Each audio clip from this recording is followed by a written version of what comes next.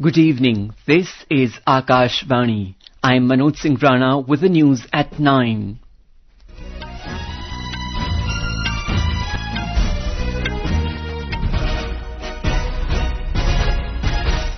The headlines. Maldives President Dr. Mohamed Muizzu arrives in New Delhi on a 5-day state visit. Several agreements expected to be signed after his meeting with Prime Minister Narendra Modi tomorrow. Foreign investors pump in over 57,000 crore rupees into Indian equities markets in September, highest in last 9 months. Drugs worth over 1,800 crore rupees recovered from Bhopal. 2 persons arrested. Tensions escalate along Israel-Lebanon border as conflict between Israel and Hezbollah intensifies. Worldwide pro-Palestine demonstrations held for ending violence in Gaza and West Asia. And in cricket, Indian women defeat Pakistan by 6 wickets in T20 World Cup in Dubai.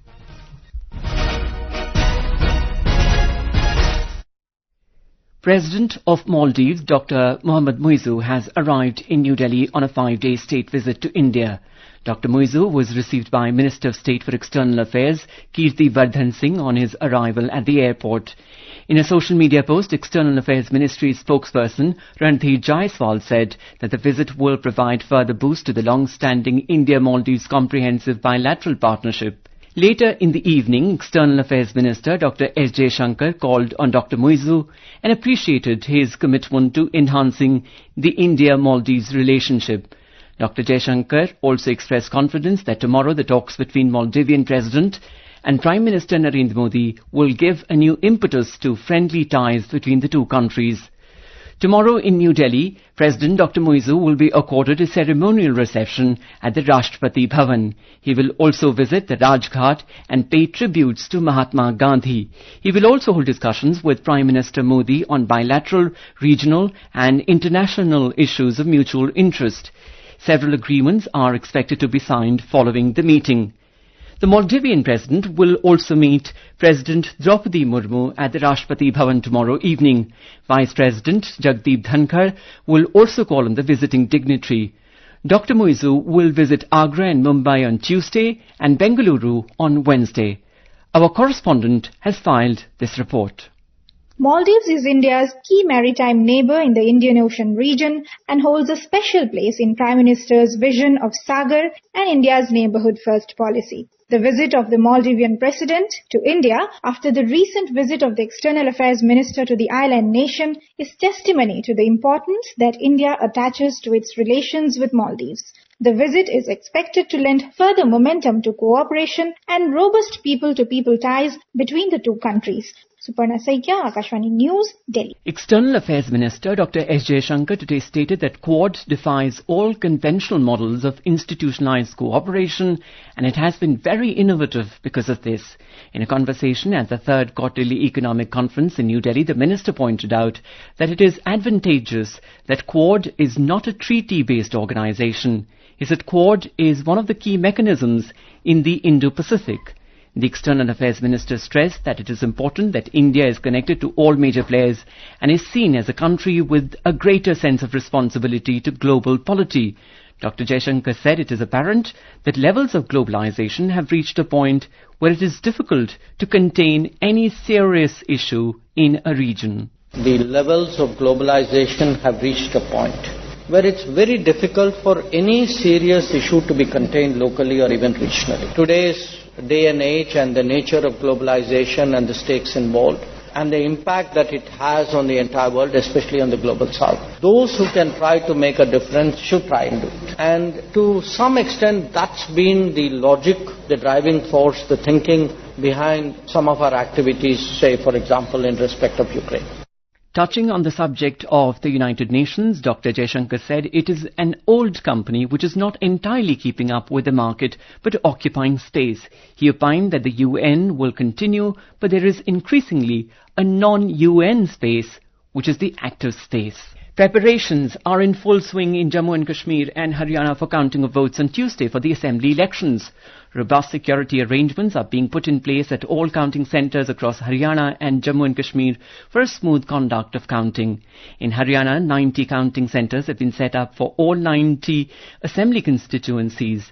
Chief Electoral Officer Pankaj Agrawal said that these polling centres have been set up at the district headquarters in all 22 districts. Mr. Agrawal said that all the strong rooms are under CCTV surveillance. Electronic voting machines have been kept under a 3-layer security. In Jammu and Kashmir, voting took place in 3 phases on the 18th and 25th of September and the 1st of this month. The overall voter turnout across all 3 phases was recorded at 63.88%. To ensure a hassle-free experience on the counting day, essential infrastructure and safety measures have been put in place. The assembly election was significant for the Union Territory as it was the first since the abrogation of Article 370. The 92nd anniversary of the Indian Air Force began with a mega air show at Chennai today. After 21 years, the air show was held over the skies of Marina, which was watched directly by 15 lakh people entering into the Limca Book of Records. The event also had innumerable views in various social media circles around the world. It took almost 3 to 4 hours for the enthralled, mesmerized audience to leave the sands of Marina. The flypast and the aerobatics performed by 72 aircrafts from several air bases left the spectators awestruck. More from our correspondent. Chennai, the capital of the state, came to a standstill as all eyes were looking up to the sky, even as the fighter jets Sukhoi Mirage, Rafale, Dakota Jaguar, MiG Hercules, Poseidon aircrafts rode into the blue skies with all their might, showing a display of sorts. The beautiful big heart drawn in the skies meant the love that they had for the nation, and colorful designs of a bird's feathers will remain evergreen in the minds of those who witnessed the event today. Unmindful of the sunny afternoon, it was like a sea of umbrellas on the shores of Marina. There is no doubt that the youth and children who saw their spectacle today will be inspired to join the defense forces, not only to serve as warriors but also as someone who helps during disasters. Joy, Akashwani from Chennai. Foreign investors pumped in over 57,000 crore rupees into the Indian equities markets in September, the highest in the last 9 months. As per the depository's data, foreign portfolio investors or FPIs invested 57,724 crore rupees into equity markets, making the highest influx in 9 months. They also invested 1,299 crore rupees into the debt markets, taking the total net investment into the Indian capital markets to 59,023 crore rupees last month. This comes after 3 consecutive months of net inflows into the Indian markets. This is Akashvani giving you the news. For quick news updates around the clock, follow us on our X handle at AIR News Alerts. The Narcotics Control Bureau, in collaboration with the Gujarat ATS, has recovered drugs worth more than 1,800 crore rupees from Bhopal in Madhya Pradesh. 2 persons have also been arrested in this case. The drugs have been recovered from a factory operating in Bagroda village near Bhopal. Gujarat Minister of State for Home Harsh Singhvi confirmed this in a social media message and praised the Gujarat ATS and the Narcotics Control Bureau in the fight against drug abuse. He said that this achievement reflects the tireless efforts of our law enforcement agencies in dealing with drug trafficking and abuse. Uttar Pradesh Chief Minister Yogi Adityanath today unveiled the new multicolored logo for Mahakumbh 2025 in Prayagraj. The logo symbolizes religious and economic prosperity with a depiction of the Amrit Kalash, a sacred vessel from the mythological ocean churning. The design features a temple, a seer, an urn, the Akshay Vat tree and an image of Lord Hanuman, representing the confluence of nature and humanity in the Sanatan civilization. It also embodies the continuous flow of self-awareness and public welfare, serving as an inspirational emblem for Mahakumbh 2025. Kumbh Mela, recognized by UNESCO as an intangible cultural heritage of humanity, is regarded as the world's largest peaceful gathering of pilgrims, with the motto Sarva Siddhi Prada Kumbha. The monsoon is retreating from most parts of the country and the rainfall has largely subsided.